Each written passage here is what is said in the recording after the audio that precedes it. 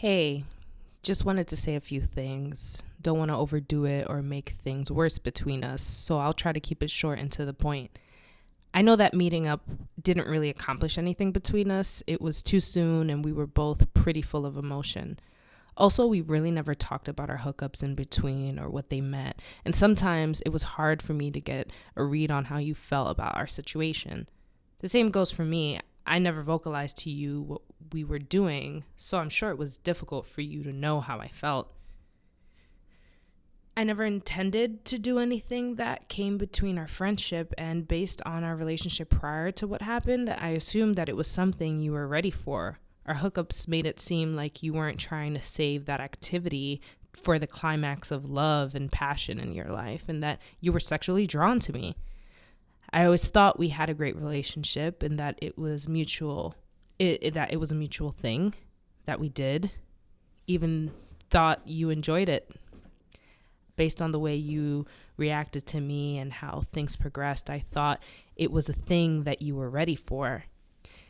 It's on me for not verbally asking you. It's on me for assuming things. But I hope that you don't feel that it's completely on me. Because if you did feel that way, you would have taken me to court. You wouldn't have done more than slap me when we met up. And I would be worried about getting charged with something, which I'm not, because that's not what happened. With Bonnaroo coming up and with all the friends that we share, I want to be able to look at each other without feeling uncomfortable and wrong. Is it too soon for that? Hi, everyone, and welcome to this week's episode of Ladies Who Bronche. I am Julissa, and I am flying solo this week with Skittles, celebrating the love of his aunt who has gotten married. Congratulations, Titi Wandi. That piece you just heard me read was written by the scumbag who sexually assaulted my best friend a few years ago. Really shitty that we live in a world where victims have to reinvent the way they share their experiences because every time they speak at all, there's a force waiting to oppose them. It seems that no matter how much the numbers speak, no matter how much people come forward to speak, no matter how many times people stand witness to sexual acts that are not consented, nothing changes. And there's something about that our country has to come to terms with. And until we come to terms with it, we won't be relieved from it. Numbers aren't enough when an issue like this isn't about statistics. It's about culture. There's something about our culture that has made it okay for someone to have their body trespassed upon because the person who is doing it just feels they have the right to and want to exercise that power. We all come from different contexts, and we bring that to the table of every dialogue we have. So the way we choose to talk about things like assaults changes from mouth to mouth. And it's very difficult when you find yourself on the outside of a situation, maybe not knowing a victim, or maybe just not having experienced it or had it have to be at the forefront of your mind day to day. It's very easy to step into these conversations and speak sort of with your privilege on the forefront and sort of devalue other people's experience. I say that because this week, the Me Too hashtag was flooding my timeline, and for the first time, I had to get confirmation that many women that I know, and also many men that I know, have been a victim to being either touched inappropriately or having to hear people take ownership of their bodies and describing to them what they're going to do to them. I knew that these people experienced that, but what I didn't know was what the weight of the confirmation would do to me. There was something really tragic about scrolling and just seeing the hashtag over and over to the point where I couldn't stop to even read what people were writing. around the hashtag because it was too much. It was too much, and I kept wondering why do they have to do this? Why is this the moment or the thing that is going to wake up a group of people to validate something that we just know is real? It's not just, it's not something that happens in small doses. It's not something that happens in only certain types of areas. It is something that affects everyone in a way. And I don't like to say that it's about being a woman versus a man, but maybe because I am a woman, it is very difficult for me to fathom how people don't think about how their bodies need to be protected day to day, how people can wake up, and walk to work and not worry that their outfit is too revealing and it'll draw too much attention to them. It's just unfathomable to me because ever since I realized that I had boobs and a butt or that someone would want to touch me, ever since I realized that, I haven't been able to look back. It's just been in my mind since then. It is sad to see that people still need to bring up the fact that sometimes folks lie about assault in order to get money or attention, fame, those sorts of things.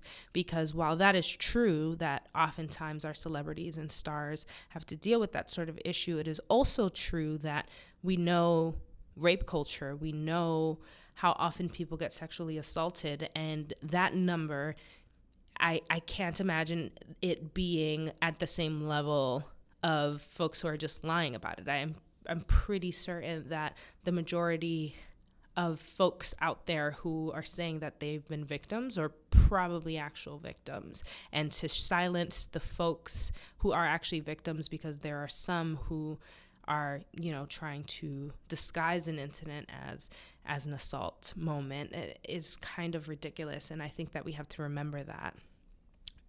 I think that we have to remember that in moments when we want to silence people because they're lying or that person's a celebrity, so we know that there's some sort of gain, I think it's important that we can stop in that moment and say, is that argument more important than the fact that we need to shed light on this issue yet again because someone is getting away with violating another person?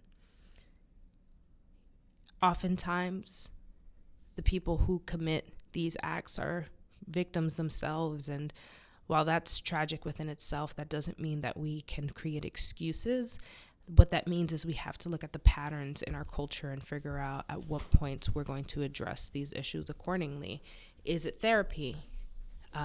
Is it, some sort of, sexual health workshop or consent workshops? I don't know, but we have to think more about what we need to do to prevent rather than make excuses for the folks. In light of the Me Too campaign, my friend decided that she was ready to share a story that for years has tormented her. I remember the day that she gave me a call to tell me what had happened that night at that party that I knew she was at. And I didn't go to because it was all the way in Brooklyn and I lived in the Bronx. And I wasn't going to go that far for some lame party where people would be getting drunk and I'd get drunk and then watch all the other girls hook up and not hook up and then have to take my lonely ass to the Bronx afterwards. She slowly ramped up to tell me. She first shared some random things that happened during other points in the night, and then with a heavy sigh, she revealed to me that she was no longer a virgin. And I was shocked.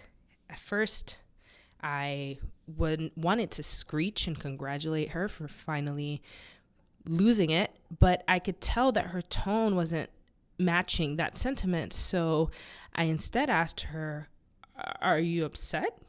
Do you regret it?" And she then said, "I didn't even know it was happening."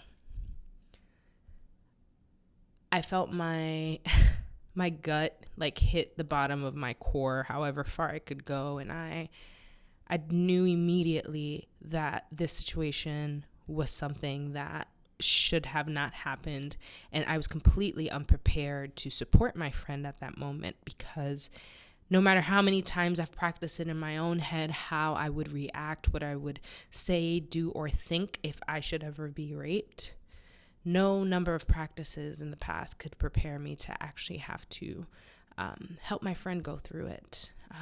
And a friend who I never expected, a friend who is one of the strongest women I know and boldest, and one of the first people who I would call if I had to get into a fight with anyone, male or female, because she is that tenacious. But that moment changed her life forever. And it took her years. It took her so many years to be able to publicly say what happened. And she posted it on Facebook, and she hashtagged it Me Too. And she went on to say that, we talk a lot about the number of people who are victims, and we make them sort of flesh out all their feelings again over and over and over again. But no one calls out the people, the predators. And so she said that she would hashtag It's You. And I thought that was so smart and obvious, but just so true to how we are very quick to take on the burden of healing and changing on our own. But we don't think about how part of that includes making people acknowledge when they violate another person's life. And so she put it up. She did not tag him, but I went on to write a comment where I decided to tag him because fuck that guy. And I felt that if she was in a moment where she was brave enough to come forward, and she has everyone on Facebook. This means family, close friends, people who aren't so close now know something about her that they did not need to know.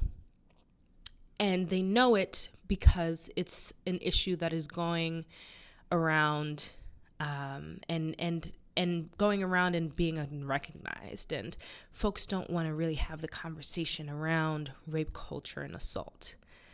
Harvey Weinstein has been, busting every headline this past week. And it's so interesting to see something that we secretly know from the outside of the industry to be true really coming to full life, and how people who are celebrities, who you assume, always can have more advantage than you in general, how healing from something like that isn't quite so easy. And so people who are these superstars are now, for me, I'm looking at them from a more human perspective, and it's so sad and disgusting what folks have to put up with in order to do something that they love.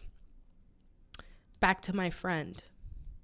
So he had sent her that message after the incident happened. And I don't know what you felt as you heard it, but I know that in reading it again, I am deeply, deeply disturbed by his inner peace, that he would not be facing jail time. Thus, he felt okay, that he felt that it wasn't all on him.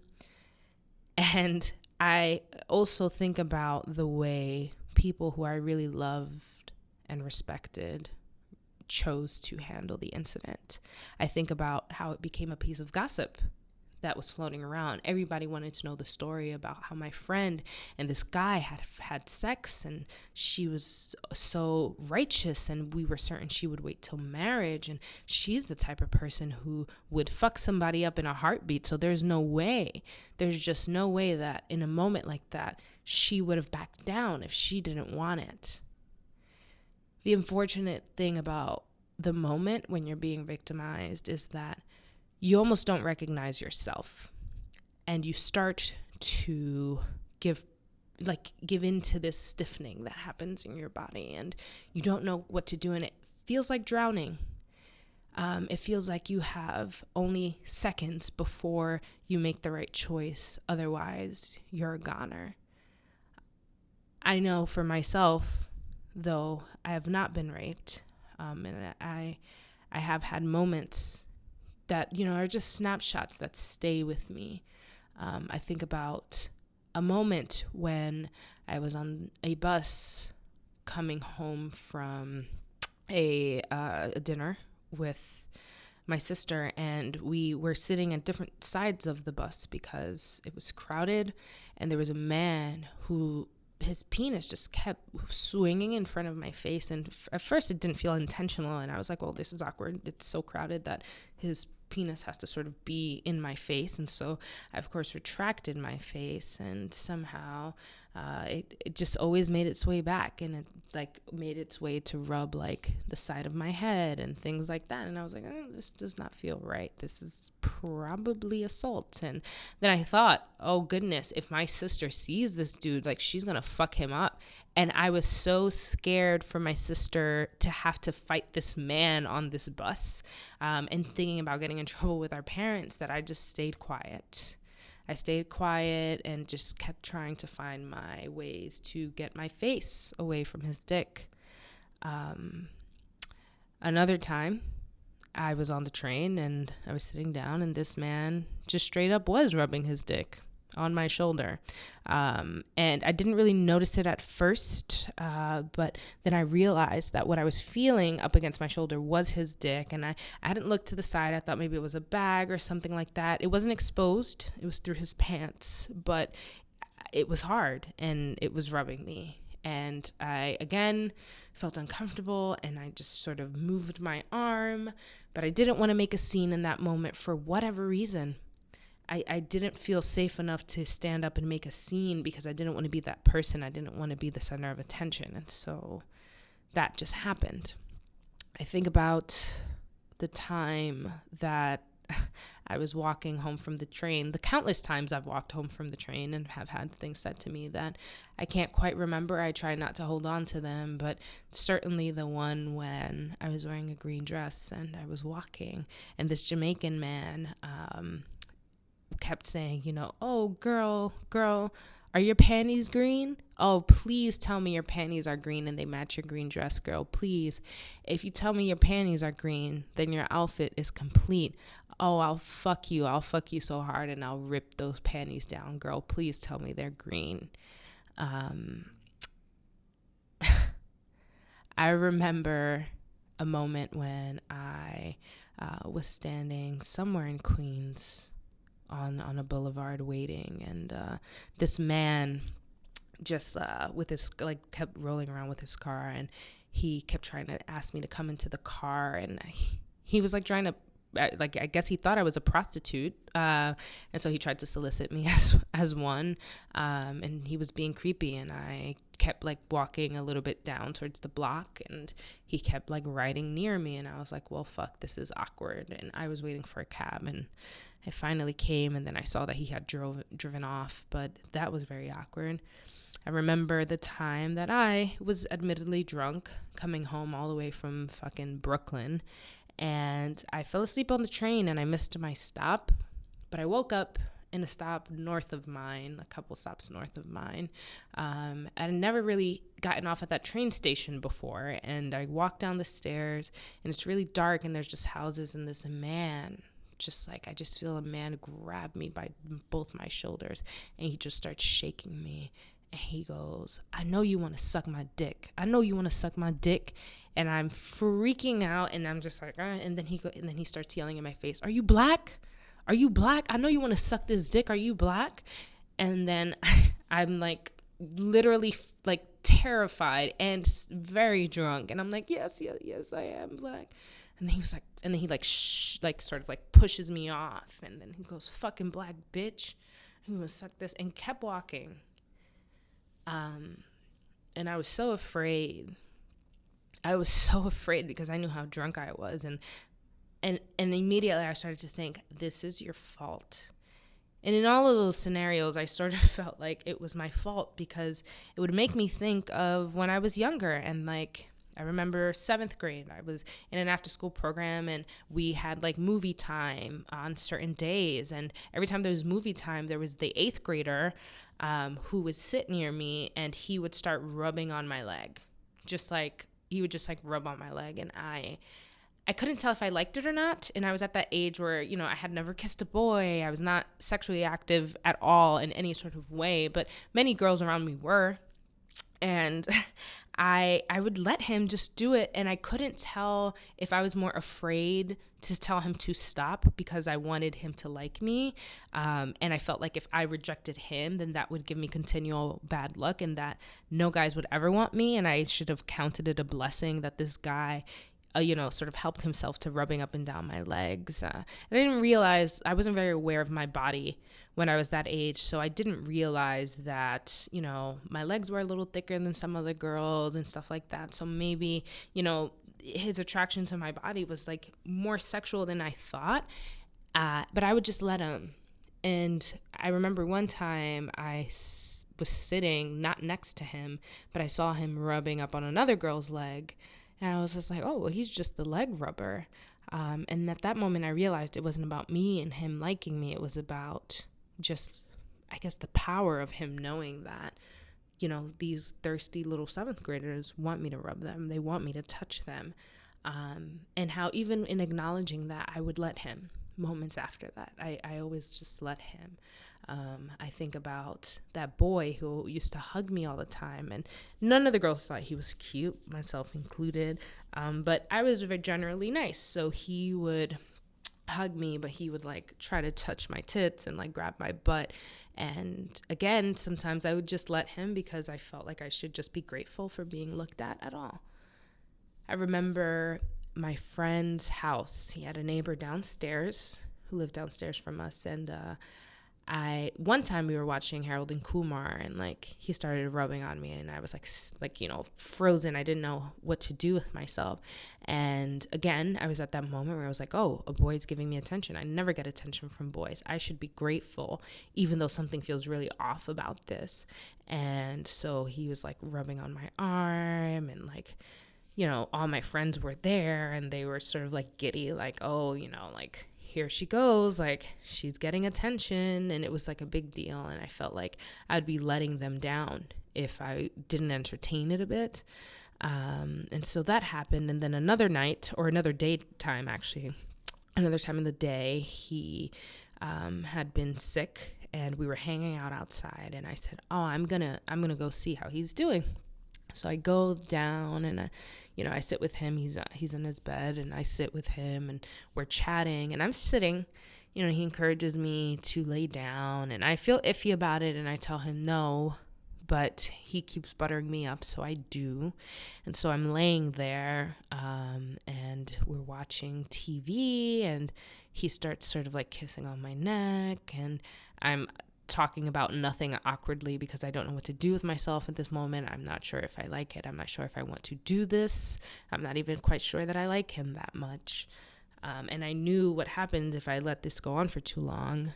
And before I knew it, he was hard, and he like pushed my hand towards his dick, and like he was trying to finger me, and a lot was going on, and I couldn't quite fathom it. I'd never been touched that way before. And so like I tried to stop him, and then he kept insisting, and I kept trying to stop him.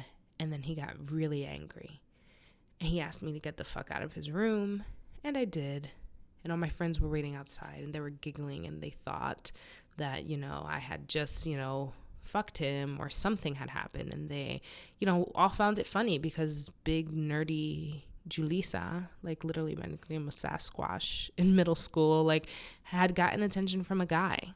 And for years, and I think maybe possibly to this day, my friends thought that that's what I wanted. Like I wanted, because he said what he started to tell people is that I went down there because I wanted to have sex with him. And so that became the story, is that I went down there to try to get some dick and pussied out in the middle of it. Stories like that were my experience. And it's interesting to feel like that is not comparable to, other situations that can happen. And obviously, no one, like there's worst case scenarios for every situation that you can think of. But what matters is that people are being violated, regardless at what level. And it's a conversation that we can talk about numbers, We can say, oh, the number of girls that get raped when this or when that. And another thing, we keep, the rape conversations stay revolved around young women. And the truth is, like, we need to open up that conversation more. I think about a lot of people in the LGBTQ community. And when I used to work with youth and the stories I would hear, and, a lot of our young men are being violated by older men. So when we talk about the conversation, we gear it just towards women, like, we are doing a disservice to a large number of people who are experiencing it, who don't identify as female. We talk about it with a bunch of statistics and a lot of language that we learn in books. But the issue is that this is not a numbers game. This is about culture. This is about behavior. This is about permission that has been passed on from generation to generation to take ownership of things that are not ours. Back to my friend. So her incident that evening was gossip. And I stood by and watched many boys who, in my head, I thought would grow up to be really great men. I saw a bunch of boys make excuses for their boy and how it happened, and they were very good at pointing out what my friend could have done better, but no one seemed to want to pin any sort of words. No one wanted to call it the R word. No one wanted to make a big deal about it. People wanted to use her past behaviors to say, well, maybe she is being dramatic. Maybe she is overreacting. People betrayed her trust when she shared what happened with them and told her that they would never talk about it, but were the first ones to sort of share the information on a large scale. It was a mess. And for years, she had to cope with her feelings about it. And it was hard for her to date. It was hard for her to hook up with people. It was hard for her to get out of bed. It was hard for her to be a friend to folks, and it was hard for her friends to be friends to her because we didn't know what to say anymore. Any moment in which it was brought up, even years after, it was a difficult conversation, and I never knew what to say. So when she finally did put up the status with the message that he sent, and I took the liberty to respond to him and remind him of that one time we were at a Halloween party and he was getting really close to me. Like, he just kept being in my face and real close. And my boyfriend at the time didn't like that shit. And he wanted to, like, hit him. And I was like, dude, like, we're not going to do that. We're in my friend's house. Like, that's not okay. Like, whatever. He's my other friend's cousin. Like, no big deal. Just a drunk white guy. I think about that night and I think, wow, if I would have let my boyfriend punch him in the face, maybe my friend wouldn't have gotten raped a couple months later. Because maybe at that moment, calling him out for what it is, and where I'm from, that's how shit gets handled sometimes. Like, sometimes people just need to get jumped or decked, or not that I condone violence, but I know sometimes shit doesn't happen again. And I knew for sure that the worst that his ass would come back with was some sort of lawsuit, which was not something that we had the time or resources for. So I figured we don't punch him. But I wish we had. I wrote on the status and I reminded him that he was that man. It was him who did that to me at that party. And I'm so happy that my friend reminded him that it was him who raped her, because I'm sure that on his timeline, he has many, many women and men probably too, who are coming forward with their stories. And I wonder what he thinks in those moments when he likes those statuses and he says, I support you. Or when he posts articles and reshares things that revolve around the issue. I wonder if he realizes that he is not removed from that he is part of that circle, that he in his time has never tried to do anything to quite mend that relationship. And not even mend, because who is he to say that she wants him back in her life? But he's never done anything. He just sort of went on about his life. And I don't know what happens next. I don't know what happens next for her. I don't know what happens next for other women who have come forward with their stories. I don't know what happens next after we maybe bring Harvey down or don't. I'm tired of having to be on the side of figuring things out when really there's nothing to figure out. People are just not holding each other accountable. People are just not willing to talk about rape culture and sexual assault for what it is. People are the reason why we haven't come to some understanding of how we're going to deal with these things. And so I just need people to get it together. I don't want to have to think about it every day. I know that there's going to be a long time before I can walk down the street and not think about whether or not I'm going to get raped today, which, by the way, is a thought that I have multiple times throughout the week. And it sounds dramatic, but it's true. If I think I look cute on a given day, I also think in that same breath, and I hope I don't draw too much negative attention to myself for looking like this. Until I know that it'll be a long time before I can stop thinking that way, but until we are really willing to be honest about the roots of the reasons why we act the way we act around this, we're not going to get anywhere. We all come from different contexts. The way we have these conversations are not the same.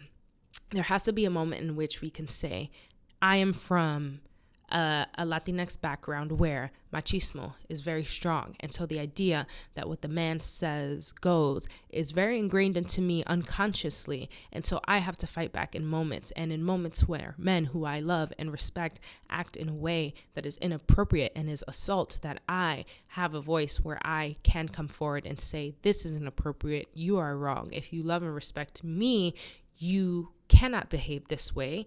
If you love and respect yourself as a decent person, you cannot act this way. And it takes a lot of bravery to be that person, but we have to be willing to be these people. Or we have to just be willing to stomach the fact that we are just going to let more years go by before we actually handle assault in a way that it needs to be handled. We need to call ourselves out. Last week's episode, we joked a little bit about how, we don't ask men consent. We just start touching them. We assume that they want sex. That's not okay. The way we sexualize our black men, not okay. And our black women, not okay. Latino, Latina, not okay. I mean, you see a Sofia Vergara, and that's the standard, right? In Latinx culture, a lot of people are like, that's the standard. And people sexualize the shit out of that woman. She has more than just her amazing body. We need to stop thinking that way. We need to really start calling ourselves out in conversations the same way we have to call ourselves out when we're not using people's preferred pronouns. So fucking what? You associate what you see with man or woman, but if that's not who they are, then just fucking call them who they are. They're telling you. It's not rocket science. None of it is rocket science. But it is very painful to me to have to see so many Me Too's through my timeline. And, I really hope that even though it's you is not a hashtag that's going around, I hope that folks know that it's them. And I hope that there's a chilling feeling that they get when they know that they're exposed. And I just wish I could. I wish I could expose each and every predator who has assaulted someone. I wish that we could have them up on a wall that we can refer to, and when we see them, we know who they are, and they can't forget what they did, because they scar people. And I hope that my friend feels a little better, but she's certainly scarred too. And I know I haven't had the worst of it, but I'm certainly scarred. So when are we just gonna be honest with ourselves so we can fucking heal? Thanks for tuning in to my rant. I appreciate you. And we'll be back next week with Skittles and mimosas and more fun. Until then, bronche.